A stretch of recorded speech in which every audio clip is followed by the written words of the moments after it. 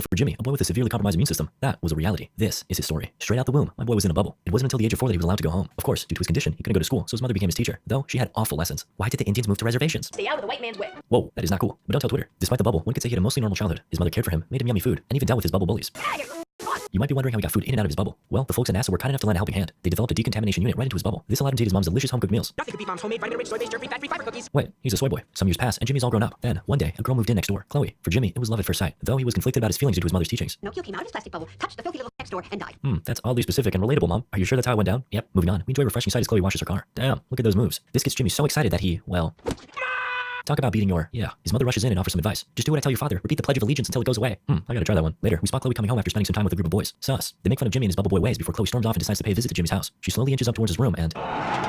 What the shit is going on here? I was just playing. Oh, I see, Jimmy. Suddenly, Chloe's necklace grabs Jimmy's attention. It's a lovely pair. Hey, want to see my guitar? It's super duper really cool. I prefer the skin flute, if you know what she means. But actually, Chloe agrees to come back tomorrow. She leaves, and Jimmy is left in a frozen state of happiness. Can't relate. While he stares off into the distance, his mother thoroughly cleans the cooties off of Jimmy's bubble. Unfortunately, she's not very supportive of his choice of friend. Nothing tells me she's not the kind of friend Jesus would pick. Nonetheless, Jimmy continues to hang with Chloe. First, he teaches her how to play guitar. Harder. Whoa, slow down, Tiger. Suddenly, all the blood rushes out of Jimmy's brain and he has to recite the Pledge of Allegiance again. Are you okay, Jimmy? Yeah. Then, they go to the beach together. Sorta. They dance, wash their hair, celebrate Halloween, and she even gives him a present. Oh my God! It's just like me. One night, on Chloe's 18th birthday, she sneaks in through the window and is practically begging to get in the bubble with Jimmy. Come on, Jimmy, this might just be worth your life. She makes her way into the decontamination unit, but just before she can enter, she passes out. Mission failed. We'll get it next time. Fast forward to the future and we catch Chloe going to prom with her new douchey boyfriend, Mark. She takes a trip to the bathroom while Mark lights a ciggy and gets awfully close to the bubble. So what are you guys gonna do tonight? Apparently they're gonna sing, and Mark gives us a demonstration. Sounds like fun. Thank you, Mark. Very cool. More time passes, and Jimmy catches Mark pestering Chloe outside his window. Come on, it's been 2 years, babe. I'm waiting until marriage, Mark. Jimmy's rather depressed, but as always, his mother's there to comfort him. All women will leave you someday. It's true. One day Chloe stops by to make an announcement. Mark proposed. I'm getting married. Goodbye. Based. She walks off, and the both of them can be seen thinking about life. Afterwards, Jimmy decides he's tired of sitting around and sulking. He embarks on a mission to stop Chloe from getting married to the wrong man. And he only has 3 days to travel to New York to stop her. To accomplish such a feat, he's gonna have to build his very own Iron Man suit, like a much lamer one. As motivational Rocky music plays in the background, Jimmy completes his suit and takes his first steps. Way to go, champ. He makes it outside and starts running with joy. Yes, he takes plenty of stumbles, but goddammit, he's doing his best. He makes his way to a bus stop and, oh my god, is that Zach Galifianakis? The fat dude from The Hangover? Can I have an autograph? Maybe $260. Just kidding. That's the cost of a ride to New York, which is way outside his budget. Please, man, I gotta stop this wedding. That's fantastic. Next in line, please. Feeling defeated, Jimmy begins to walk home, but... Oh geez, fortunately, he was protected by his near-indestructible armor. See, I told you, Iron Man. Several of the passengers run out to check on him, and they're all wearing matching outfits. Strange. I need to get to Niagara Falls by Saturday to stop Chloe from getting married. Please help. Okay. As they carry him into the bus, Zach Galifianakis looks on with the rage of 1,000 suns. In the bus, they sing and dance. Jimmy's having a blast. I guess they're a singing group of some kind. Meanwhile, at home. Back in the bus, Jimmy's receiving a very weird lesson. These passengers seem to carry some odd beliefs. So much so that Jimmy makes a realization. Wait a minute, you guys aren't singers. You're a cult. Now stranded, Jimmy wanders around the desert while his parents search for him. Fortunately, luck strikes as Jimmy runs into a biker named Slim who's in the middle of a repair. Whoa, chill my guy, I'll help you out. Meanwhile, the cult members have reached their destination. They're currently receiving the wisdom of Fabio. The chosen one is among us. The wrong one. Wait a second, we've seen this guy. Back to Jimmy, he fixes up the bike before sharing his story with Slim. Oh, I feel you. I've been in love too. Debbie? Danielle? No, wildfire. Oh, okay, sure. Yeah, she was dope, but she left me for this dork who had a job and stuff. Some time elapses, and the pair have landed in Vegas. They enjoy the sights, gamble, and Jimmy even takes a ride in the crowd. It was a fun side mission, but it's time to get back to business. Jimmy tries his luck at winning a scooter and actually pulls it off. As he rides off, we see that his parents have been closing in this entire time. Saddened by his sudden departure, Slim searches for Jimmy. He ends up running into the cult, who are also in search of the chosen one. Hey, you are the jokes I left my boy behind. They drive off, and in the process, run over poor Slim's bike. Then, we cut to Jimmy's parents driving around. What in tarnation is that? Was good. Jimmy pulls back, but his parents make chase. Though, my boy gets launched into a nearby train. He passes out and awakens the next morning to find a ragtag group of circus freaks surrounding him. Is that my boy Beetlejuice? Naturally, Jimmy's quite excited and inquisitive, but his new friends tell him to keep quiet or he'll incur the wrath of the doctor, their leader. Suddenly, the train stops and Jimmy is jettisoned out. The formidable leader stares him down, but Jimmy's all laughs. Why are you so mini? Girls when you're under 6 foot. Boys when they're under 6 foot. Anyway, Mini-Me offers Jimmy a job, but he declines, citing his mission for love. No one will love you, bubble boy. Take my card. What's so wrong about my bubble? Then, he eats him. Oof, he ain't looking so good. While Jimmy walks off, the freaks follow him, declaring him their new leader. Leave me the heck alone, guys. Okay. Moving on, Jimmy gets a new whip, but this isn't gonna last him long. He needs something with a motor. In search of such an elusive vehicle, he finds himself in a bar where he spots an Indian man being harassed by a bunch of mini pants. Soon, they turn their attention to Jimmy and question his bubble. Well, you see, I was born without any immunities. What in tarnation is that? Uh-oh, everybody begins to panic. He's got him.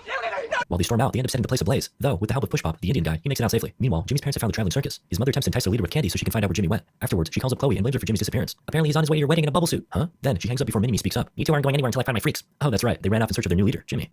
Oh crap, they're here, stealing. Back to Jimmy and Push Pop. They end up running over a cow, an event that leaves Push Pop in shambles. Because while in America cows are hamburgers, they're sacred in India. It's a Hindu thing. Google it. Unfortunately, Jimmy is left alone once again as Push Pop stays behind tending to the cow. Though, he at least leaves our boy with a parting present. Ice cream. It's his first time. Wait, stop, don't do that. You're gonna get a brain freeze. Also, this happens. Moving on, Slim has recruited his gang of bikers to help him search for our beloved bubble boy. And Jimmy's parents and Mini-Me have found another car. The biker gang end up running into Push Pop and have a go at his ice cream truck. Then, out of nowhere, the cult people pull up and run over their bikes. While the gang chases after them, we cut to Chloe who's getting fitted in her beautiful wedding dress. If only she knew the absolute level of chaos being carried out in her name. Let's check in with Jimmy. Looks like he's made it quite far on his own, having stumbled into another town. Though, he's about ready to fast forward the rest of the trip. How much for a ride to Niagara Falls? $500. Oh, okay, I guess I gotta go on another side mission. Jimmy enters a club, which just so happens to be offering a $500 reward for the best dancer of the night. Convenient. Oh, hey, I saw the sign about the prize. You what? $500. Everybody erupts with excitement as Jimmy's led towards the dance floor. Whoa, wait a second. This ain't a dance floor. Jimmy proceeds to battle it out in a mud-filled arena against two professional wrestlers. Meanwhile, Jimmy's parents, the Chili gang members, and oh no, the cult members, they're closer than I thought. They snatch Jimmy up before he has a chance to hop in his ride. Fortunately, the freaks pull up just in time to witness his kidnapping. Jimmy is held hostage and nearly gets his bubble popped, which is a lot less fun than the fruit version of that statement. Before that could happen, Jimmy's circus friends pull up in disguises. They roll him the heck out of there, but end up running into the biker gang. No, Slim, these are my friends. It's okay. They got him brainwashed. Shortly after, a brawl breaks out between the three groups, but amidst the chaos, Jimmy's able to hitch a ride to the old man. They drive off into the night, and of course, the usual suspects are following. Wait a second, Mini-Me, what are you up to? You little shit. In the morning, Jimmy awakens to discover that the old man drove through the night. Boggers. One problem. He's dead, I think. Jimmy tries to awaken him, but he just stares off into the distance. The situation turns deadly as they speed towards a dead end. At the last second.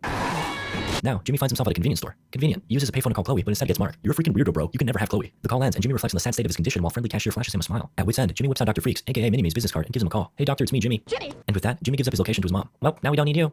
Poor guy. Back in the store, Jimmy clumsily grabs himself a beer before pleading with the cashier. I just found a guy in the car. My parents are going to pick me up, and this is the girl I love's favorite beer. Can I borrow it, please? Yeah, sure. Wow, awfully kind of that lady. Wait a second. Come over the safe! Chop chop! Just outside, Jimmy sips away before his parents pull up. Then, him and his dad wait in the car while mom presumably takes a leak. I bet it was fun out there, huh, son? You know? Can you imagine if Neil Armstrong went to the moon but never stepped on the surface? And with those poignant words, his dad lets him go free.